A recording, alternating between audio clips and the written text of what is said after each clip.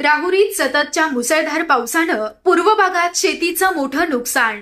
स्वाभिमानी शेतकरी संघटनेचे जिल्हा अध्यक्ष मोरे यांनी केली पाहणी। पावसामुळे काळा पडलेला कापूस तहसीलदारांच्या पायावर घातला। राहुरी तालुक्यातील पूर्व भागात सततच्या झालेल्या मुसळधार पावसानं खरीप पिकांचं मोठ्या प्रमाणात नुकसान झालं। रविवारी सकाळी 10 वाजता पात्रे, खुडसरगाव, माहेगाव, कोपरे, शेनवडगाव, तिळापूर, वांजुळपुई आदी भागातील नुकसानग्रस्त पिकांची स्वाभिमानी शेतकरी संघटनेचे जिल्हा अध्यक्ष रवींद्र मोरे यांनी पाहणी केली। शासनाने तात्काळ पंचनामे करण्याचे आदेश द्यावेत, अन्यथा तीव्र स्वरूपाचं आंदोलन छेडलं जाईल असा इशारा मोरे यांनी दिला। सततच्या पावसामुळे काळा पडलेला कापूस राहुरीचे तहसीलदार नामदेवराव पाटील यांच्या पायाशी ओतला। राहुरी तालुक्यामध्ये गेल्या 8 दिवसापासून सतत मुसळधार पाऊस होत आहे। मुसळधार झालेल्या या पावसानं विशेषतः काढणीला आलेल्या कापसाच्या पिकांचं मोठ्या प्रमाणात नुकसान झालं। त्याचबरोबर सोयाबीन, मूग, कांदा, रोपे, चारा पिकांचं देखील मोठ्या प्रमाणामध्ये नुकसान झालं।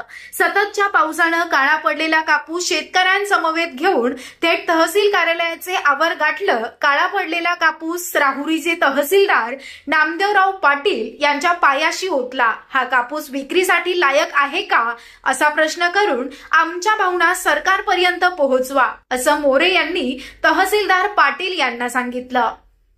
त्यामुळे ऐन सणासुदीच्या तोंडावर शेतकऱ्यांसमोर आसमानी संकट उभं ठाकलं। त्यामुळे नुकसान झालेल्या ठिकाणी नुकसानग्रस्त भागाची स्वाभिमानी शेतकरी संघटनेचे शेतकऱ्यांसमवेत पाहणी केली आहे। तात्काळ शासनानं या ठिकाणी पंचनामे आदेश करून आर्थिक मदत जाहीर करावी, अन्यथा येणाऱ्या काळामध्ये तीव्र स्वरूपाचं आंदोलन करण्यात येईल असा इशारा स्वाभिमानी शेतकरी संघटनेचे जिल्हा अध्यक्ष रवींद्र मोरे यांनी दिला आहे। यावेळी सतीश पवार, प्रमोद पवार, आप्पासाहेब देठे, किशोर जाधव, भैया जगताप, आप्पासाहेब जाधव, सीताराम जाधव, सुधाकर जगताप, नानासाहेब जाधव, चंद्रकांत जाधव, कैलास जाधव, एकनाथ पवार, लक्ष्मण जगताप, गणेश डोंगरे, आप्पासाहेब पवार, बाळासाहेब कोळपे, रामकृष्ण जगताप, संदीप जगताप, बजरंग पवार, रावसाहेब तुवर आदींसह शेतकरी उपस्थित होते।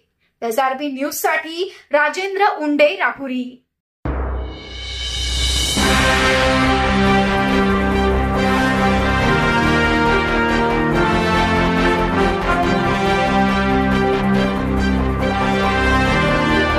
ताज्या बातम्यांसाठी आणि नवनवीन अपडेट्ससाठी SRB न्यूजला सबस्क्राइब करा आणि बेल आयकॉनला प्रेस करा।